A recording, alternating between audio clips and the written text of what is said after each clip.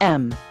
Why is the snow acidic? Will it leak through my car's roof? Will it scald my skin? Luckily I bought tons of milk and bread to help survive this blizzard. I am sorry, are we living in the 1800s? I was under the impression that snowplows had been invented. At least I will not have to work.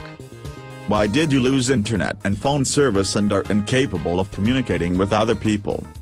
What do you think the t-shirt from this blizzard will say? Maybe I survived the 2013 blizzard? How about I am an annoying loser who bought a snow t-shirt? What if we lose power during the storm, then what? Then I will be pissed because I pay the freaking electric bill, and some fluffy snow should not cause me to lose power. I will always remember where I was when this blizzard hit. Wow, that is amazing. You will actually recall where you lived during a given year. That is monumental. I better get home and start posting pictures of the blizzard on Facebook and make comments about how much snow is falling because everybody cares.